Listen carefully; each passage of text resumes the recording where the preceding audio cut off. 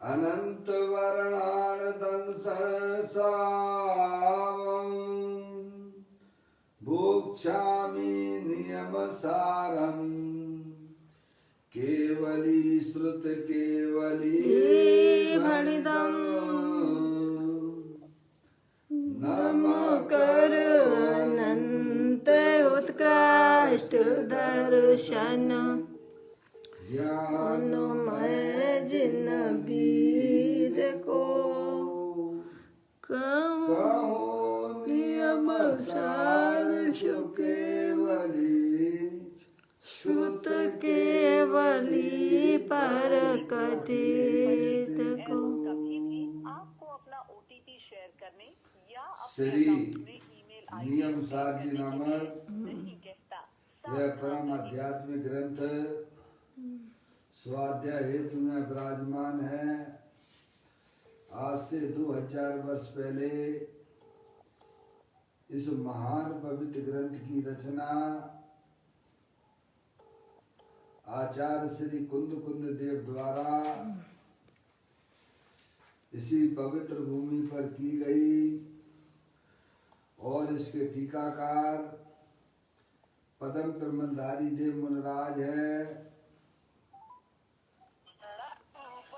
ग्रंथ का नाम नियम सार है।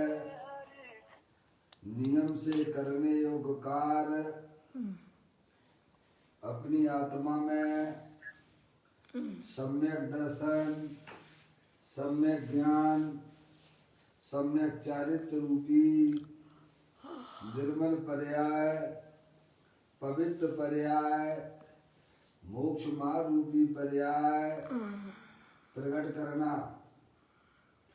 क्योंकि वह पर्याय स्वयं सुख स्वरूप है और अनंत सुख का कारण भी है। अनादि काल से हमारे आपके आत्मा में पर को अपना जानने वाली, पर को अपना मानने वाली, पर के साथ संबंध रखने वाली ऐसी मोह राग देश रूपी मलिन पर्याय, अपवित्र रूप पर्याय प्रकट है, जो स्वयं दुख स्वरूप है और अनंत दुख का कारण भी है। ऐसी मोह राग देश रूपी मलिन पर्याय का अपनी आत्मा में से उस पर्याय का अभाव करना और सम्यक दर्शन ज्ञान चारित्र रूपी निर्मल पर्याय, पवित्र पर्याय को अपनी आत्मा में प्रकट करना, ऐसे कार्य की प्राप्ति जिनवाणी माता के माध्यम से अपने आत्मा के स्वरूप को पहचानना। अपनी जो आत्म वस्तु है वह परद्रव, प्रभाव और पर्याय से विभिन्न अखंड ज्ञान ज्योति स्वरूप है। ऐसे गायक प्रभु परमात्मा का माँ जिनवाणी माता के द्वारा परिचय करके तत्पश्चात शरीर रागादि ये सब कर्मकृत वस्तुएं हैं। इनका हमारे आत्मा के साथ में किसी प्रकार का कोई संबंध नहीं है।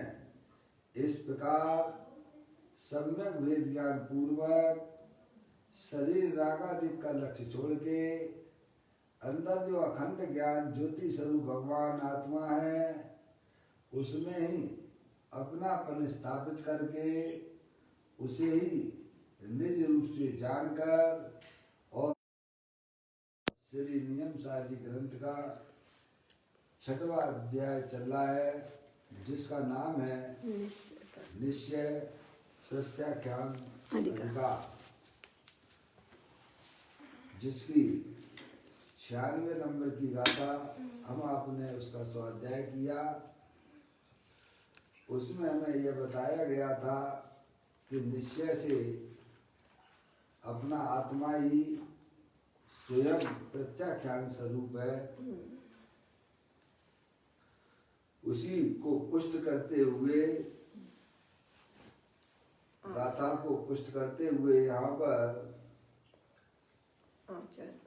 आचार्य वक्रत पद्मनंदी आचार्य देव का जो एकत्र सप्तति नामक अधिकार है, उसमें 20वां श्लोक यहाँ उसी गाथा को पुष्ट करने के लिए रेफरेंस में लिया गया है।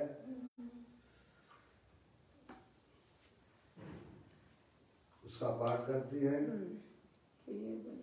केवल दर्शन ज्ञान सुखमय परम तेज है, उसे देखते किसे न देखा कहना मुश्किल, उसे जानते किसे न जाना कहना मुश्किल, उसे सुना तो किसे न सुना कहना मुश्किल। वह परम तेज केवल ज्ञान, केवल दर्शन और केवल सुख स्वभावी है, उसे जानते हुए क्या नहीं जाना। जिसने अपने आत्मा को जान लिया, उसने अब कोई ऐसी चीज नहीं रह गई है जो अब जानने के लिए शेष हो। जिसने अंतर्मुखी उपयोग के द्वारा अपने ज्ञायक प्रभु परमात्मा, जो कि अनंत केवल ज्ञान स्वरूप है, जो कि अनंत दर्शन स्वरूप है, जो कि अनंत सुखमय है, ऐसे ज्ञायक प्रभु परमात्मा को जिसने जाना है, अब उसे कोई जानने की बाहर में कोई ऐसी कोई वस्तु रह गई नहीं है कि जिसे वह नहीं जानता। ये कहते, क्या कहते हैं? वह परम तेज केवल ज्ञान, केवल दर्शन, केवल सुख स्वभावी है, उसे जानते हुए क्या नहीं जाना। यानी उसने सब कुछ जान लिया। जिसने अपने आत्मा को जाना, उसने सब को जान लिया। और जिसने आत्मा को नहीं जाना, भले ही 6 उपशम ज्ञान उसका कितना भी अच्छा हो, वह कुछ भी नहीं जानता है। ऐसी कोई बात है भाई साहब ग्रंथ के अंदर। कहते हैं वह परम तेज केवल ज्ञान, जो दे देवन में विराजमान, अपना जो भगवान आत्मा शरीर रागादिक और पर्याय से भी भिन्न अखंड ज्ञान ज्योति स्वरूप भगवान आत्मा को जिसने जान लिया है, अब वह दुनिया में कुछ भी जानने लायक नहीं रहा है। ये कहते हैं पद्मनंदी पंचवा आचार्य सुना आप?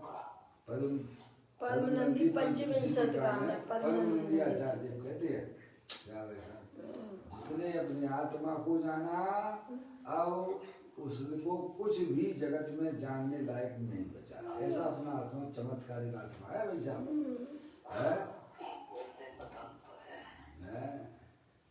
कहते हैं वह परम तेज केवल ज्ञान, ऐसा उसका तेज है।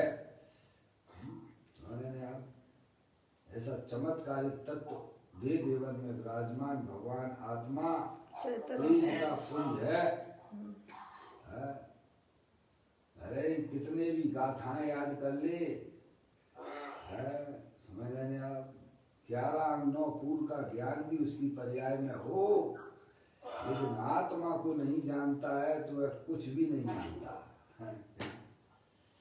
जिसने अपने आत्मा को, अपने आप को आत्मा रूप से स्वीकार किया, अरे मैं तो तेज पुंज भगवान आत्मा हूँ, छुपाए छुपता नहीं हूँ, ऐसा तेज का पुंज ज्ञानेश्वर भगवान आत्मा अनंत शक्तिमय तीनों काल विराजमान है।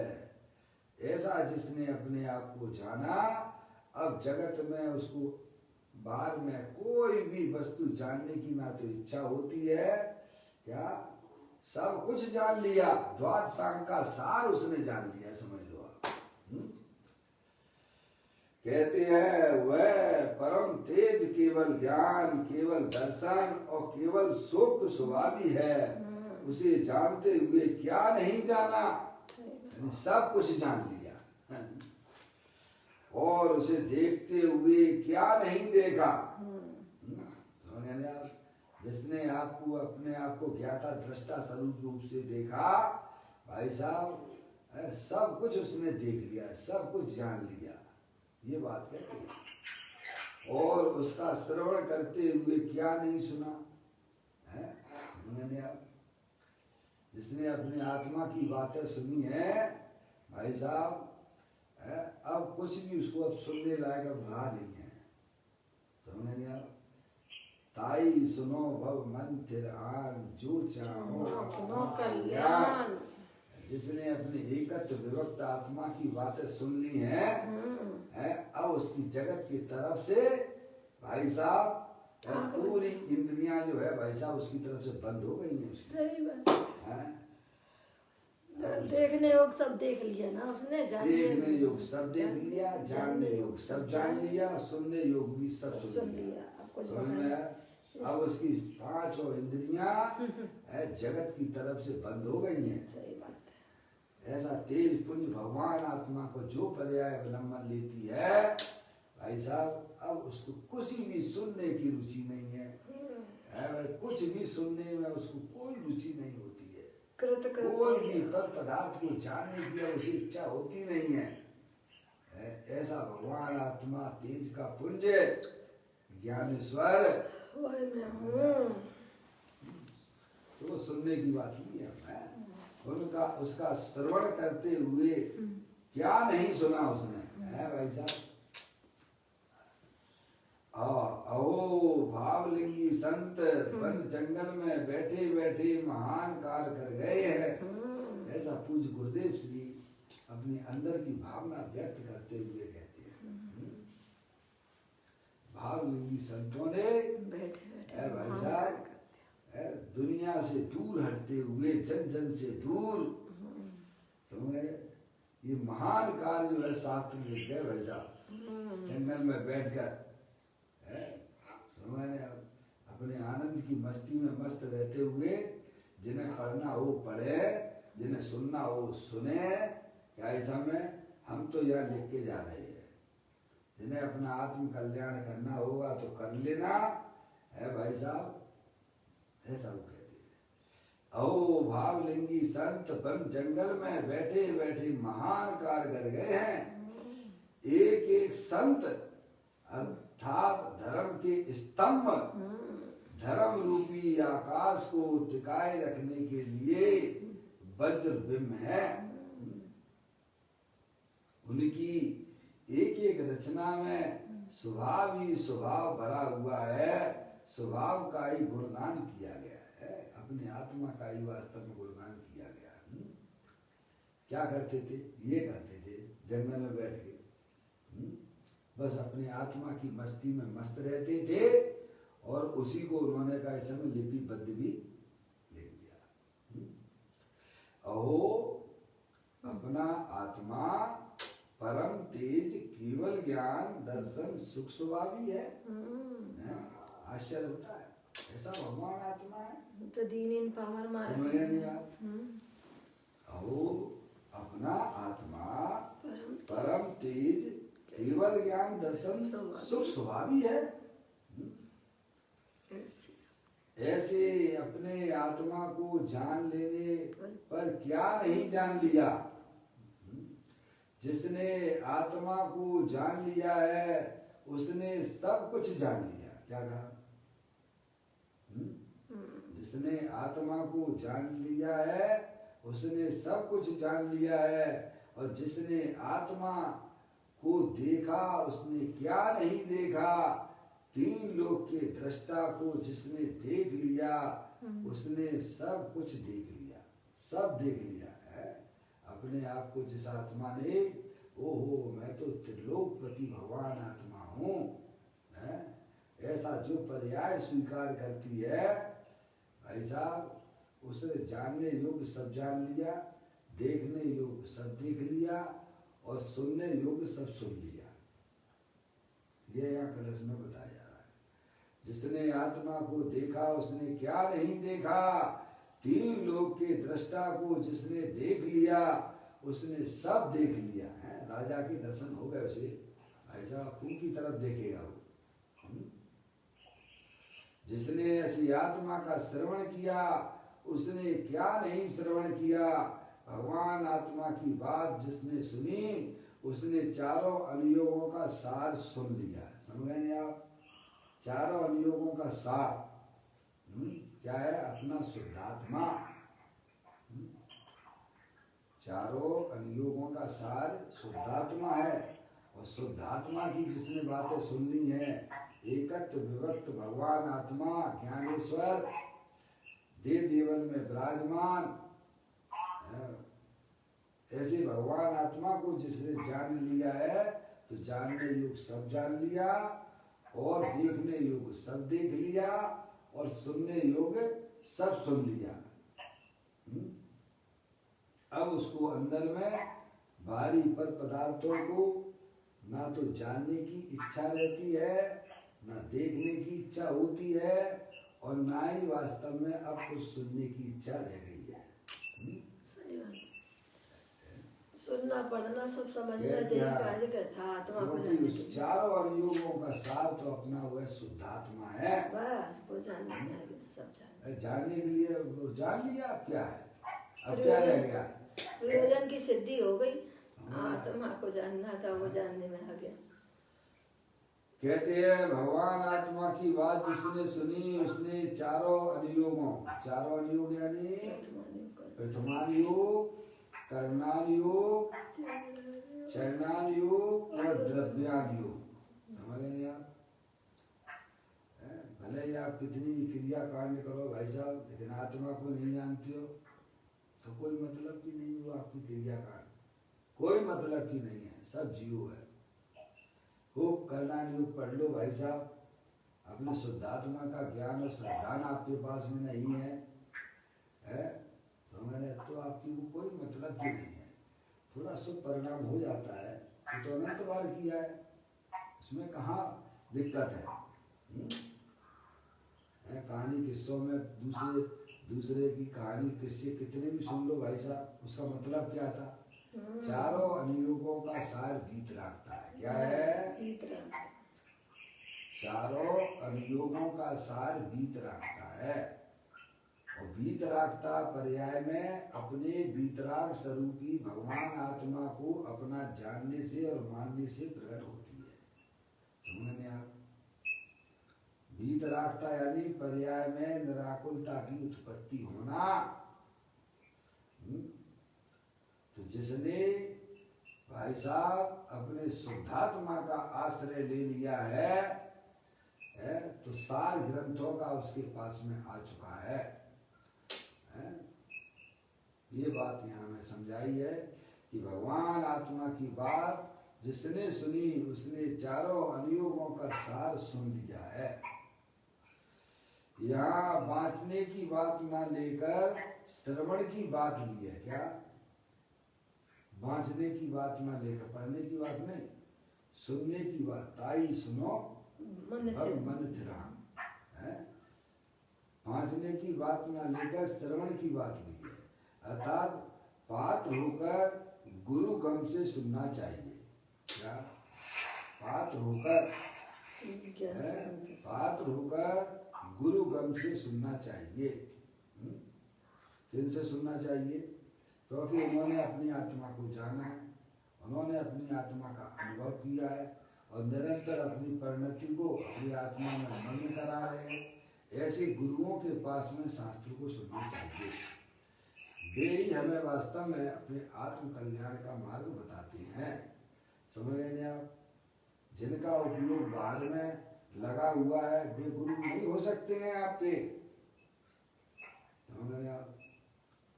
आत्मज्ञानी गुरु ही वास्तव में गुरु होते हैं। वे ही आपको इस संसार सागर से तैरने की कला सिखा सकते हैं, बता सकते हैं।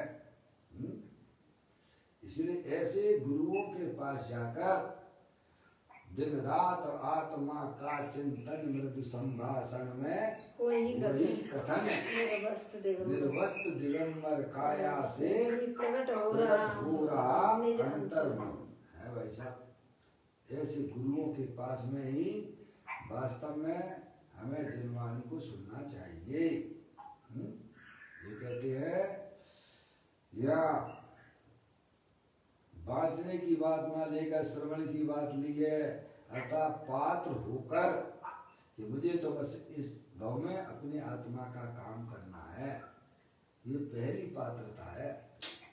जब तक मन में इस प्रकार का संकल्प नहीं होता है कि भाई साहब ये जो मनुष्य पर्याय हमें आज प्राप्त हुई है, इसमें बस अपनी आत्मा का मुझे कल्याण करना है,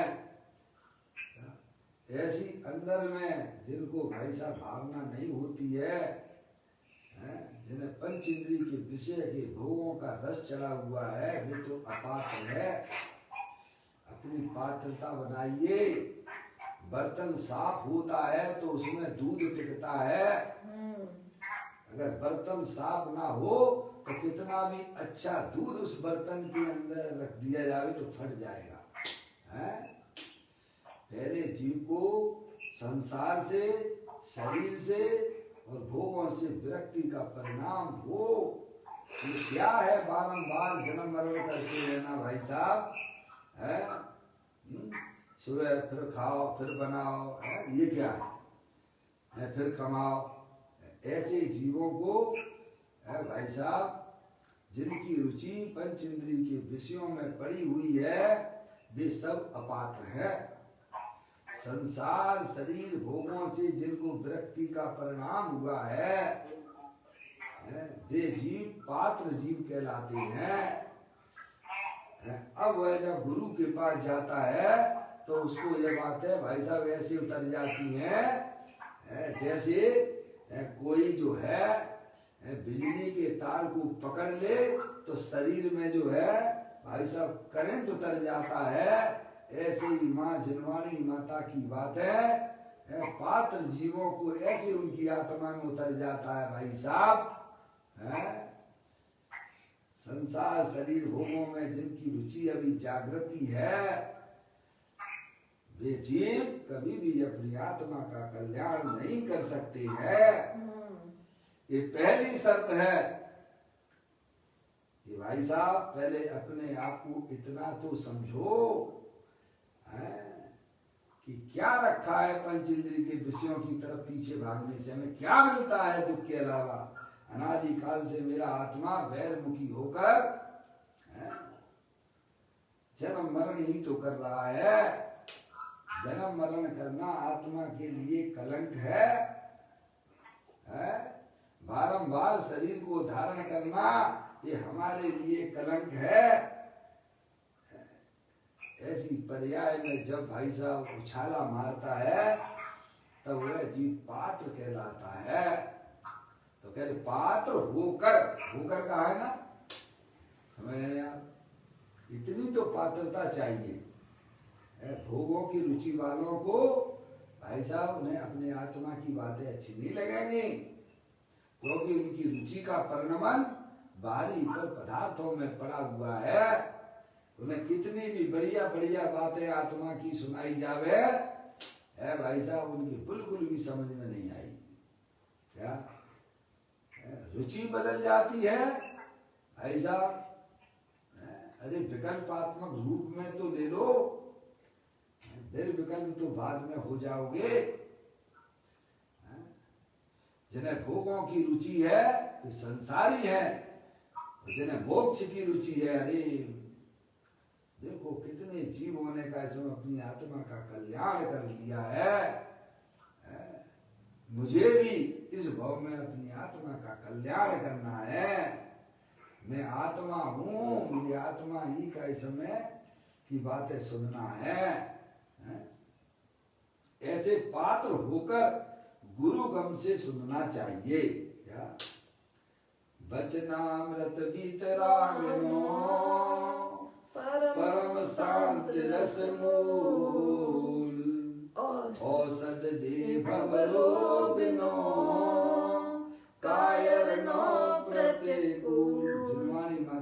वचन अमृत के समान काम करते हैं। सही बात है। पर किनको करते हैं? जो पात्र जीव होते हैं उनको करते हैं।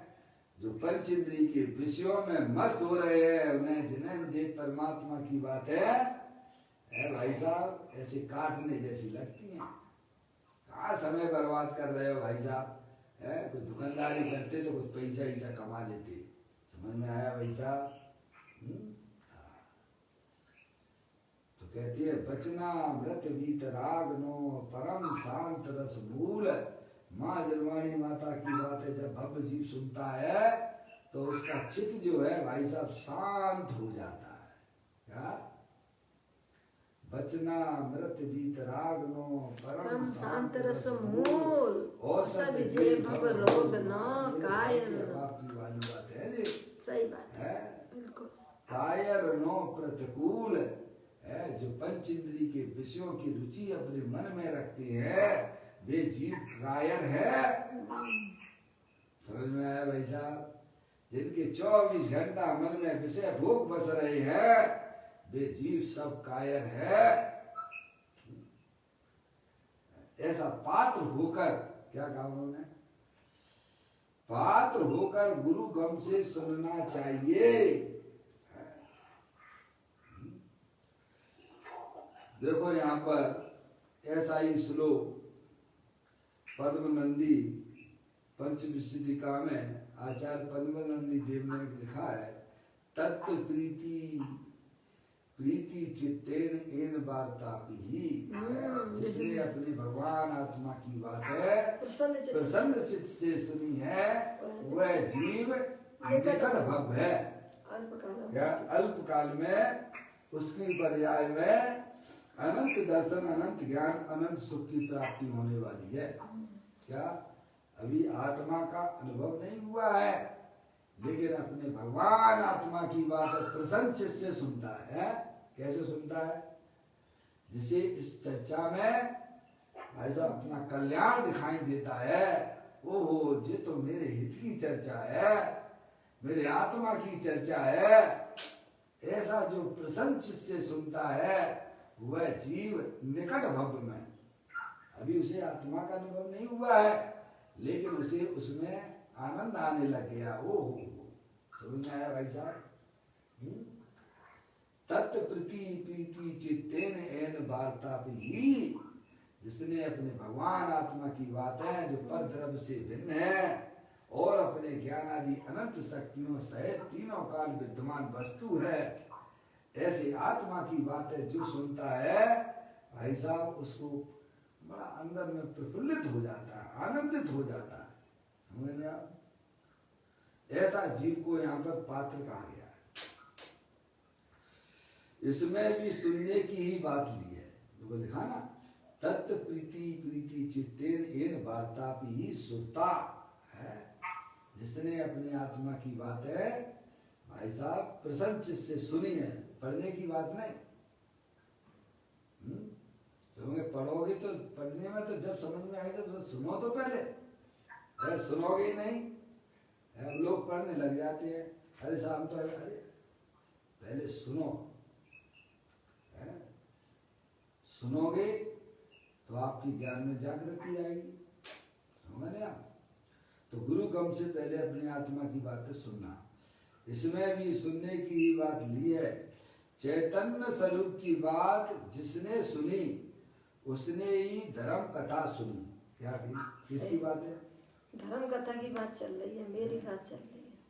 किसकी बात सुनी? अब जिसने अपने चैतन्य स्वरूपी भगवान आत्मा एकत्व विभक्त है, शरीर रागादिक से भिन्न और अखंड ज्ञान ज्योति स्वरूप है, उसने ही वास्तव में धर्म की कथा सुनी है। ये धर्म की कथा के नाम पे बहुत चलता है। समझ आप? जिसमें आत्मा की कुछ भाई साहब बातें ही ना हो वह धर्म कथा नहीं हो सकती है। बाहर से दुनिया भले ही धर्म कथा कहती हो है? तो कहती है इसमें भी सुनने की ही बात ली है। चैतन्य स्वरूप की बात जिसने सुनी उसने ही धर्म कथा सुनी। भाई ये तेरी अपनी धर्म कथा चलती है क्या? किसकी किसकी बात चलती है? अपनी बात में किसको रुचि नहीं होगी ये बताओ पापा? हैं? अगर आपकी तारीफ की जावे है तो निद्रा कैसे भाग जाती है? बोलो। हैं? अपनी बात अगर कोई करे है तो कितनी रुचि से सुनते हैं। अच्छा दोबारा बताओ क्या कही थी उन्होंने, क्या कही थी? अगर आपकी कोई तारीफ करे है आपकी यानी शरीर की, समझ में, तो वह कैसा जागृत हो जाता है जी? अच्छा बताओ, दोबारा पूछेगा, सुन लिया समझ लिया सब जान लिया तो भी कहेगा अच्छा अच्छा तो बताओ मैं और क्या कह रहे थे हमारे बारे में? समझ में आया कैसी जागृति आती है उसकी पर्याय में? ऐसे ही ज्ञानी जीवों को बारंबार है, देखो भावलिंगी संत होते हैं, अपने गुरु से पूछते हैं कि यह जीव संसार में क्यों जन्म मरण कर रहा है। भावलिंगी संत हैं, फिर भी अपने गुरु से इतनी ऐसी बातें पूछते हैं, समझ रहे हैं आप? कि यह जीव यह जन्म मरण संसार में क्यों परिभ्रमण कर रहा है। कैसे आप भावलिंगी संत भाई साहब, क्या आपको इतना भी नहीं मालूम? अरे मालूम होने पर भी गुरु के द्वारा सुनना चाहते हैं। सब कुछ पता है भाई साहब, तो भी अपने गुरु से सुनना चाहते हैं और अच्छा लगता है उन्हें, समझ गए आप? और अपनी बात का ज्ञान श्रद्धान मजबूत होता चला जाता है। ऐसी अंदर में जिज्ञासा होना चाहिए भाई। चैतन्य स्वरूप की बात जिसने सुनी उसने ही धर्म कथा सुनी भाई। ये तेरी धर्म अपनी धर्म कथा चलती है, उसकी रुचि करके सुन। क्या? किसी अपनी शुद्धात्मा की रुचि। जानने योग्य तो अपना भगवान आत्मा है, देखने योग्य तो अपना भगवान आत्मा है, और सुनने योग्य भी अपना भगवान आत्मा है। क्या? क्योंकि इसको जाने बिना, इसे अपना माने बिना किसी भी जीव का कल्याण नहीं हो सकता है। तो कहते हैं यह तेरी अपनी धर्म कथा चलती है, उसकी रुचि करके सुन। किसकी रुचि? अपने शुद्धात्मा की रुचि। रुचि करके सुन, उसमें सभी शास्त्रों का श्रवण समा जाता है। क्या? उसमें सभी शास्त्रों का श्रवण, सब सुनने योग्य सब सुन लिया आपने, उसमें सभी शास्त्रों का श्रवण समा जाता है, क्योंकि सर्व शास्त्रों का सार तो आत्मा ही है। अरिहंत परमात्मा समूह शरण में भाई साहब किसकी बात सुनाते हैं? एक आत्मा की बात चलती है, यानी अपनी बात चलती है। और यह बात कब से चली आ रही है? अनादि से चली आ रही है, तो भी उसकी चर्चा पूरी नहीं कर पाए, और अनंत काल तक होती रहेगी तो भी पूरी नहीं होगी। ऐसी आत्मा का बखान है, ऐसी आत्मा की तारीफ है वो। कैसे करूं गुणगान प्रभु जी तेरो, कैसे करूं गुणगान, सारी पृथ्वी कागज बनाऊं, समुद्र जल की स्याही लाऊं, तो भी ना हो तेरा बखान प्रभु जी तेरो, कैसे करूं गुणगान। कैसे करूं उस आत्मा का बखान? अरे सर्वात सिद्धि में भाई साहब रहने वाले देव, वे भी 33 सागर तक, इतना एक एक सागर बड़ा लंबा चौड़ा है, सही बात। 33 सागर तक एक आत्मा की ही चर्चा करते हैं, दूसरी कोई चर्चा नहीं करते भाई साहब। है, जो एक बार चर्चा हो गई पापा दोबारा उसकी रिपीट भी नहीं होती है। बताओ वह आत्मा कैसा होगा जो हमारे पास में उपलब्ध है, आप ही आत्मा हो। थोड़ा भाई साहब विचार तो करो।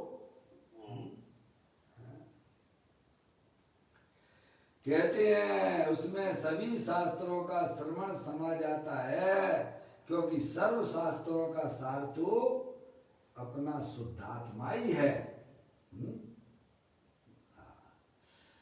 अब देखो उदाहरण देके समझाते, जैसे द्वितीया का चंद्रमा पूर्ण चंद्र का अंश है। क्या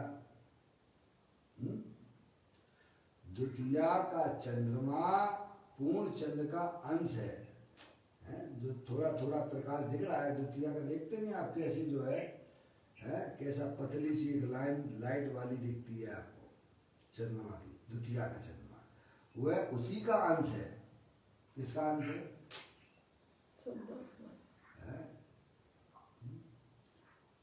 वैसे ही यह ज्ञान पर्याय भी पूर्ण ज्ञान स्वभाव का अंश है। वर्तमान में ये जो शुद्ध ज्ञान वाली पर्याय है, मत्सुद्ध ज्ञान वाली पर्याय है, ये अपने केवल ज्ञान स्वरूपी भगवान आत्मा का अंश है। द्वितीया का चंद्रमा देखा है पापा आपने? वो धीरे धीरे शनि शनि पूर्ण चंद्रमा हो जाता है। ऐसे ही हमारे आपके पास में जो भी ज्ञान प्रकट रूप में है वह भाई साहब केवल ज्ञान का अंश है। ऐसा घूमट सार आदि ग्रंथों में भी आचार्य भगवंतों ने भाई साहब निगोदिया का जो प्रकट ज्ञान है उसको वहां पर मंगल रूप से कहा है। क्या कहा है? किसके ज्ञान को? निगोदिया के जो प्रकट ज्ञान है, जो कि अक्षर के अनंत में भाग है, वो ज्ञान मम्मी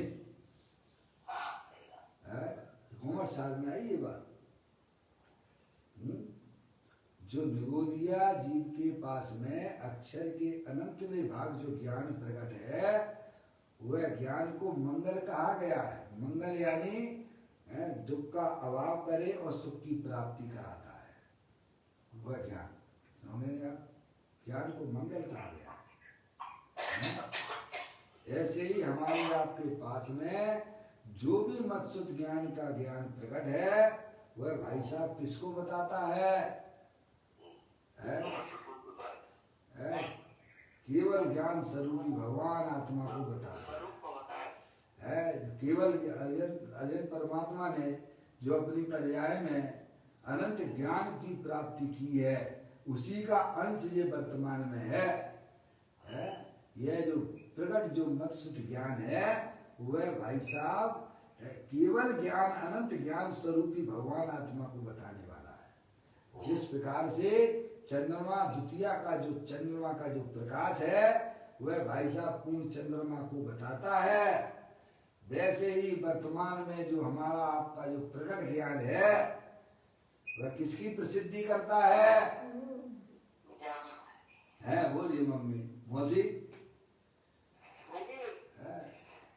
कि वर्तमान में हमारे आपके पास में जो प्रकट ज्ञान है वह किसकी प्रसिद्धि हो रही है? उसमें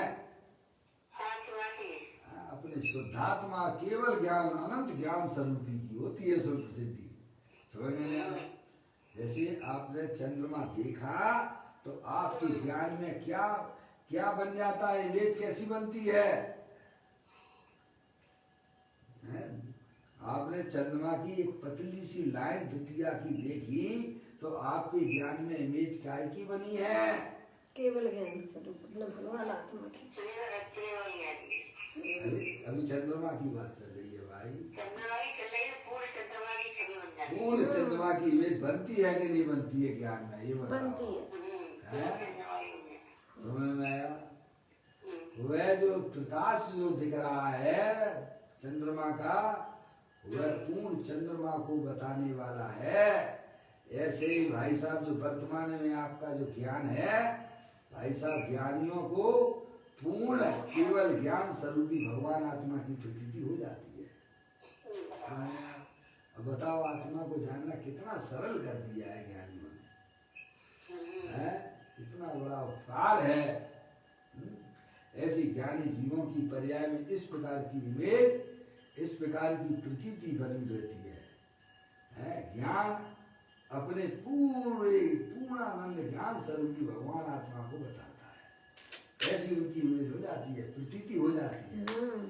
यह जो ज्ञान स्वरूपी भगवान आत्मा है, शरीर में रहकर भी शरीर से भिन्न है, रागादिक परिणतियां होने पर भी राग से भी निराला है, अलग है।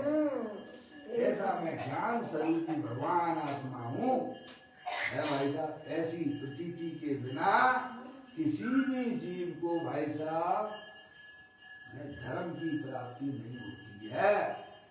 यह यहाँ समझाया जा रहा है। जैसे द्वितीया का चंद्रमा पूर्ण चंद्रमा का अंश है? उसी का ही तो है, और किसका है? वैसे ही है ज्ञान पर्याय, ये मत्सुद ज्ञान वाली पर्याय किसको प्रसिद्ध करती है? तो कहते पूर्ण ज्ञान स्वभाव का ही तो अंश है, ये अपने भगवान आत्मा को बताती है। ज्ञान से ज्ञान में ज्ञान ही हो, कल्पनाओं का एकदम विलय हो, भ्रांति का नाश हो, शांति का वास हो, ब्रह्म प्यारे तेरी भक्ति में चढ़ जाए सारे, मेरे शाश्वत शरण सत तारण तरण ब्रह्म प्यारे, तेरी भक्ति में क्षण जाए सारे। इस प्रकार अंतर्मुखी उपयोग के द्वारा ज्ञानी अपने परमात्मा की भक्ति करता है? अरे कभी आश्चर्य क्यों नहीं होता है? निरंतर निरंतर निरंतर निरंतर निरंतर निरंतर निरंतर हमारी ज्ञान की पर्याय जो प्रकट हो रही है, वो किसमें से आ रही है और कब से प्रकट है? वो है भाई साहब, अनादि से प्रकट है। आश्चर्य क्यों नहीं लगता है भाई? और अनादि से उसी में से ज्ञान का फ्लो आ रहा है। क्या यह ज्ञान की पर्याय शरीर में से आ रही है क्या? नहीं। क्या यह ज्ञान की पर्याय रागादिक परिणतियों में से आती है क्या? नहीं। ज्ञान का भंडार दे देवल में विराजमान है भाई, वही मैं हूँ। सूरज का प्रकाश, इसमें से किरण को देख के सूरज याद आता है कि नहीं आता है? आता है भाई साहब। आपका सुबह सुबह भाई साहब सूरज का उदय देखते हो, सूरज की तरफ तो नजर नहीं जाती है। अरे उजाला देखा तो भाई साहब सूरज निकल गया है, ऐसा तुम्हें प्रतीत होता है कि नहीं होता है? होता है। ऐसे ही भाई साहब ज्ञान पर्याय को देखते ही ज्ञानियों को अपना चैतन्य सूरज जग जल हर ज्ञान ज्योति स्वरूप नजर आता है। कहते हैं जैसे द्वितीया का चंद्रमा पूर्ण चंद्र का अंश है, वैसे ही यह ज्ञान पर्याय भी पूर्ण ज्ञान स्वभाव का अंश है। ऐसे चिदानंद ज्ञान स्वभाव को जानने वाले ने सब जान लिया। क्या ऐसी चिदानंद भाई साहब, ये तो आपको एक ज्ञान को बताया।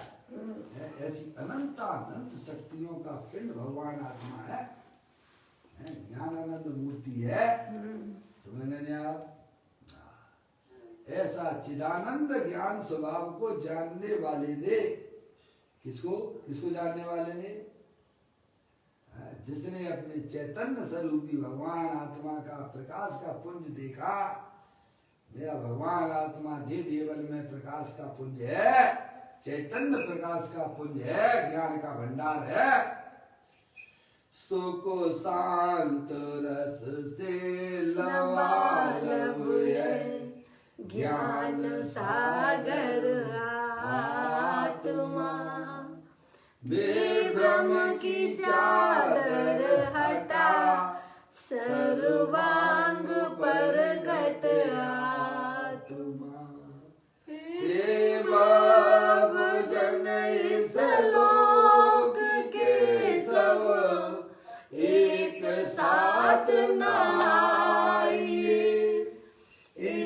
ही अपनाइए, इसमें ही मग्न हो जाइए।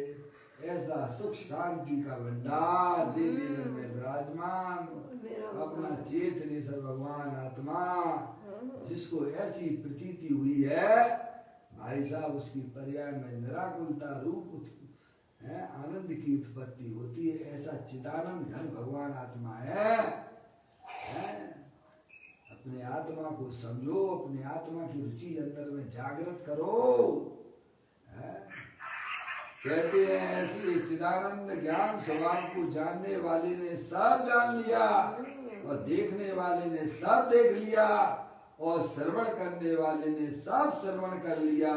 अर्थात ऐसा आत्म स्वभाव ही देखने जानने योग्य है। क्या पर्याय का धर्म क्या है? अपने द्रव्य स्वभाव को जानना, उसमें अपनापन स्थापित करना, ये पर्याय का धर्म है। पर्याय का धर्म पर पदार्थों के पीछे भागना, ये पर्याय का धर्म नहीं है। जैसे सती स्त्री का धर्म वह अपने पति के साथ में रहे और उसके ज्ञान में, उसकी श्रद्धा में उसका पति बसता हो। जैसे सीता सती थी ना, भले ही वह लंका में रहती थी, पर उनके ज्ञान और श्रद्धा में कौन बसता था? हनुमान जी गए थे, उन्होंने भाई साहब कोई निशानी अंगूठी राम की फेंकी है, तो उसमें उन्हें क्या दिख रहा था भाई? अंगूठी दिख रही थी कि राम दिख रहे थे? उसमें राम दिख रहे थे। राम ऐसे जिसके कण में भाई साहब राम बसा हुआ है, जिसके ज्ञान में राम, जिसकी श्रद्धा में राम, जिसके आचरण में भी राम दिखता हो, है भाई साहब। ऐसे ही पर्याय का धर्म ये है, हर पर्याय में जिसे अपना आत्मा दिखता हो, आत्मा राम दिखता हो, वह ज्ञानी है। समझना? पर्याय का धर्म तो भाई साहब अपने भगवान आत्मा का ज्ञान और श्रद्धा होना, ये उसका कर्तव्य है, ये उसका कर्म है। पर्याय का धर्म तो एकमात्र अपना ज्ञायक प्रभु परमात्मा, वही वास्तव में भाई साहब सब कुछ है। कहते हैं ऐसे आत्म स्वभाव ही देखने जानने योग्य है और श्रवण करने योग्य है। ऐसी आत्मा को जानने वाला जीव उसमें एकाग्र हुए बिना नहीं रहेगा। जिसने अपने आत्मा को जान लिया है, अब वह नियम से उसकी पर्याय भाई साहब एकमात्र ज्ञायक प्रभु परमात्मा में ही रमण करेगी। क्या भले ही कमजोरी बस भाई साहब इधर उधर चली भी जाती है, लेकिन वह कभी भी अब अपने पर्याय अपनी आत्मा को अब छोड़ने वाली नहीं है। जैसे लपकी गाय बिलों दे खाए, दौड़ी दौड़ी महुआ तले आए, दौड़ी तले दौड़ी महुआ तले आए। एक बार गाय ने भाई साहब गुनौदा होता नहीं पापा, महुआ के पेड़ का महुआ के पेड़ पे लगने वाला गुनौदा फल है, उसने एक बार खा लिया, तो तुम्हारे ये जो चारा वारा है ना, ये घास फूस, वो उसे अब अच्छा लगता नहीं है। भले ही उसका मालिक है भाई साहब उस गांव को रोके, लेकिन दौड़ी हुई कैसे उस महुआ के पेड़ के नीचे गुनौदे खाने लगती है। ऐसे ही जिसने अपने आत्मा को जान लिया है, जिस पर्याय ने भाई साहब पर्याय अब चाहे किधर भी चली जाए, कमजोरी बस, लेकिन अपने गायक प्रभु परमात्मा को कभी नहीं छोड़ती है। निरंतर वह पर्याय वो अपने आत्मा के साथ रहना ही पसंद करती है। उसको स्वाद आ गया ना, एक बार आत्मा का आनंद है भैया, एक बार रुचि लग जाए जीव को आत्मा की, बस काम उसका। कहते हैं ऐसे आत्म स्वभाव ही देखने जानने योग्य है, श्रवण करने योग्य है। ऐसे आत्मा को जानने वाला जीव उसमें एकाग्र हुए बिना नहीं रहेगा। है देखो, ऐसा भी शास्त्रों में आता है, जिस जीव को एक बार अपने आत्मा का सम्यक दर्शन हो गया, क्या हुआ?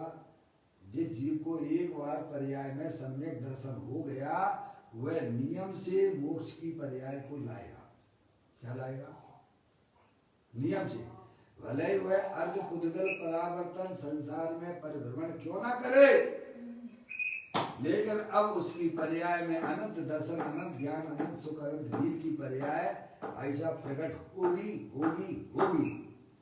ये गारंटी है।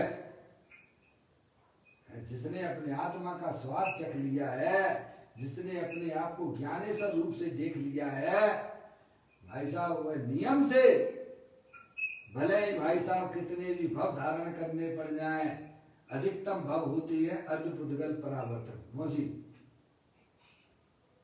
है वो भी बहुत लंबा है, लेकिन अनंत भव, अनंत पंच परावर्तन के आगे तो वह जीरो है। क्या कहा? टलटला है वो, कहते हैं पंडित जी। देखो एक बार की बात है, समूह शरण में एक मुनिराज जो है समूह शरण के बाहर जो है ध्यान में बैठे हुए थे। वहां से एक भक्त निकला, ये आपके सब प्रथमान युग में आता है। तो उसने देखा कि मुनिराज ध्यान में लीन है, ध्यानस्थ है। तो समूह शरण में वह गया और उसने भगवान से पूछा। मन में सबकी शंकाओं का समाधान हो जाता है, ऐसा समूह शरण का प्रताप हुआ करता है। उसको अंदर में जिज्ञासा थी कि प्रभु जो मुनिराज को हमने देखा है ध्यानस्थ में, उनके कितने भव है? तो वहां से अरिहंत परमात्मा की वाणी में से आया कि भाई साहब जिस पेड़ के नीचे वो बैठे हुए हैं उतने भव अभी उनके शेष हैं। कितने? जिस पेड़ के नीचे बैठे हैं उस पेड़ के जितने पत्ते हैं। ऐसा आता ना प्रथमान युग को भाई आता है। वह बेचारा उदास हो गया भगवान की वाणी सुनकर। हो इतने भव हैं। जिस पेड़ के नीचे बैठे थे वह पेड़ तो इमली का पेड़ था। इमली के पेड़ है। और प्रभु कह रहे हैं कि जितने पेड़ पे पत्ते लगे हुए हैं उतने भव इसके अभी शेष है। बेचारा उदास हो गया। वहां से आया, मुनिराज के पास आके बैठा विनय पूर्वक, प्रभु मुझे बड़ा अंदर में तकलीफ हुई अरिहंत परमात्मा की बात को सुनकर कि आपके इतने भव हैं कि जिस पेड़ के नीचे आप बैठे हो, इमली के पेड़ के नीचे जितने इसमें पत्ते दिख रहे हैं भाई साहब उतने आपके भव हैं। मुनिराज ने सुनी, वो आनंदित हो गए। क्या हो गए? क्यों आनंदित हो गए मम्मी? तो भैया मैं काउंटिंग में तो आ गई, नहीं भव रह गई है बस। अरे भगवान ने मेरे को भगवान ने मेरे को भव्य जीव रूप से देखा है। क्या मैं भव्य हूँ? अरे इन पत्तों के भवों में क्या दम है? क्या भाई साहब ये तो कहीं निगोद में भी चले जाएंगे तो एक श्वास में 8-10 बार भाई साहब ऐसे हो जाएंगे फटाफट पापा। ज्ञानी जीव जब सुनता है ओहो मैं काउंटिंग में तो आ गया, भले हमारे कितने भी भव हों, ज्ञानी भाई साहब एक बार जिसको सम्यक दर्शन हो गया, चाहे भले अर्ध पुद्गल परावर्तन संसार में रुलना पड़े, उसे मंजूर है। क्या समझ में आ गई ना भाई साहब? कोई बात नहीं है। अब मैं नियम से इस संसार को किसी भाई साहब तलाक दे देने वाला हूँ, अलविदा कहने वाला हूँ। क्या अभी संसार हमारे लिए अलविदा हो जाएगा? अरे भाई साहब अब संसार में मुझे नहीं रहना पड़ेगा, कोई चिंता की बात नहीं। ज्ञानी चिंता नहीं करते। मुनिराज तो प्रसन्न हो गए यह बात सुनकर। अज्ञानी जी मुरझा जाता है। क्या हो जाता है? मुनिराज नहीं मुरझाए, उन्हें तो आनंद हुआ पर्याय में। अरे भगवान ने हमारे कितने भव देखे, इतने ही तो देखे है ना। जितना पेड़ में पत्ते है काउंटिंग में तो आ गया मैं। ऐसे ही ज्ञानी जीवों को ऐसी अंदर में भाई साहब प्रतीति हो जाती है, मैंने अपने भगवान आत्मा को जान लिया है, अब मेरा नियम से जन्म मरण का सिलसिला खत्म हो जाने वाला है। अब मेरी पर्याय में अल्प काल में भाई साहब केवल ज्ञान मोक्ष की पर्याय भी आने वाली है, ऐसी उनको प्रतीति हो जाती है? कहते हैं ऐसे आत्मा को जानने वाला जीव उसमें एकाग्र हुए बिना नहीं रहेगा। जिसने अपना चैतन्य घर देख लिया है, आराम तो मिलेगा अपने चैतन्य घर भगवान आत्मा में। समझे ना? कितना भी मौसी आप घूम के आ जाओ, हैं? सही बताओ, आपको आराम कहाँ मिलेगा? अपने बच्चा बूटी खटिया हो गई में आराम मिलेगा। समझ में आया भाई साहब? कितने भी घूम लो भाई, एक चिड़िया के बच्चे चार, पंख पसारे निकले बाहर, पूरब से पश्चिम को जात, उत्तर से दक्षिण को जात, आकर माँ को हाल सुनात, देख लिया सारा संसार, अपना घर है सबसे प्यारा। अपना चेतनेश्वर भगवान आत्मा पर्याय ने अपना घर देख लिया है। अब वह नियम से अपने गायक प्रभु परमात्मा में रमण करती हुई अपनी आत्मा की साधना आराधना करती हुई भाई साहब अपनी पर्याय आत्मा में लीन होने लग जाती है। तो कहते हैं आत्मा को जानने वाला जीव उसमें एकाग्र हुए बिना नहीं रहेगा। अब वह पर्याय निरंतर है भाई साहब अपने गायक प्रभु परमात्मा में एकाग्र होने के लिए तैयार रहती है। जब मिला, जब मौका मिला घर गृहस्थी से भाई साहब, हैं? समझ में आया? देखो जैनी का जीवन तो ऐसा होता है, सूरज अस्त और जैनी मस्त। क्या है? सूरज अस्त और जैनी मस्त। मौसी, अरे सूरज के दिन में तो भाई साहब बहुत सारे काम रहते ही है पापा। दुकानदारी का काम है, खाना बनाने का काम है, खाने का टाइम खाने का काम है, और उसके बाद कोई काम नहीं है सूरज अस्त। देखो एक जो है हमारे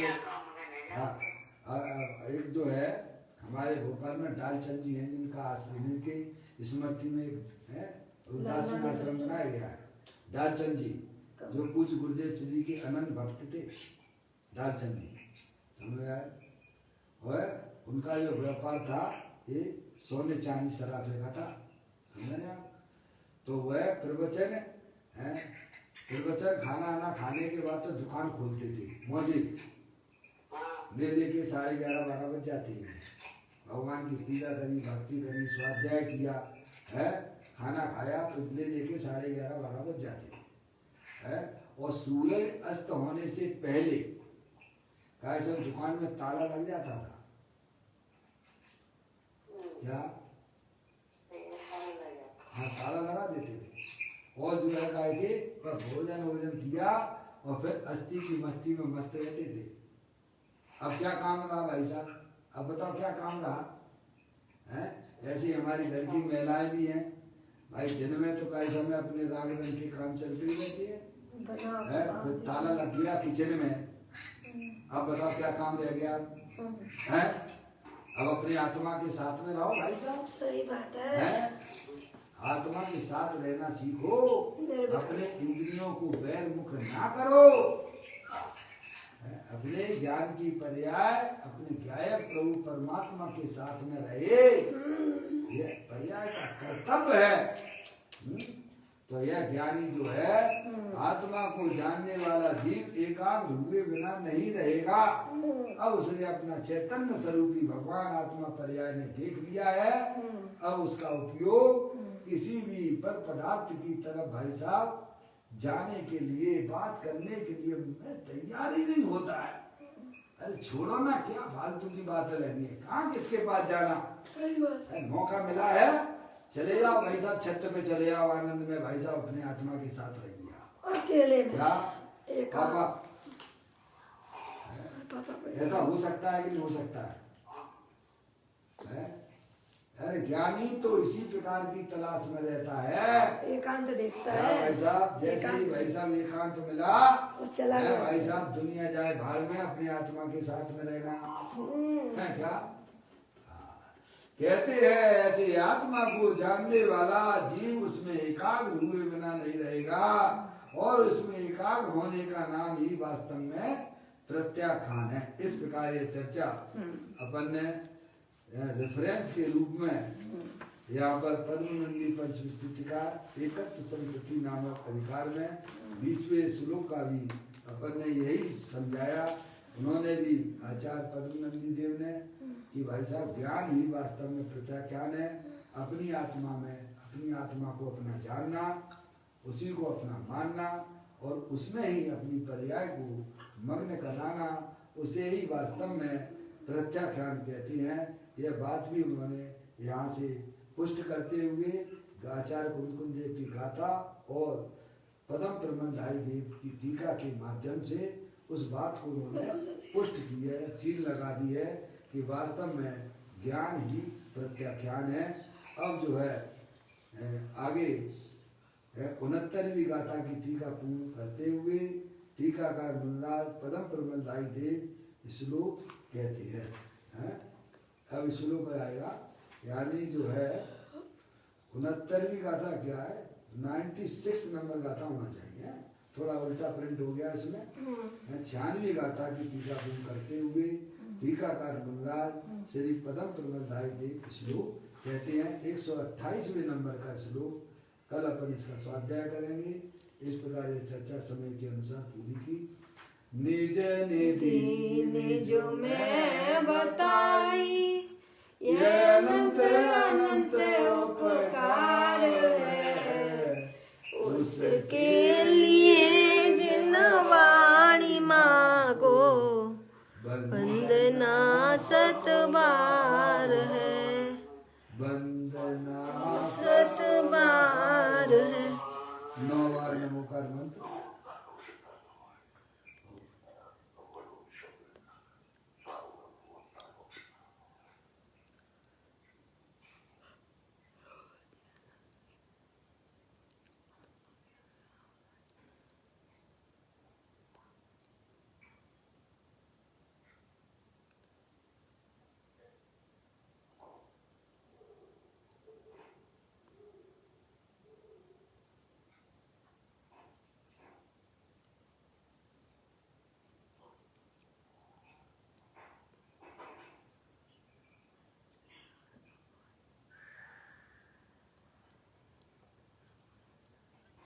बोलो द्वादशांग जनवाणी माता की जय।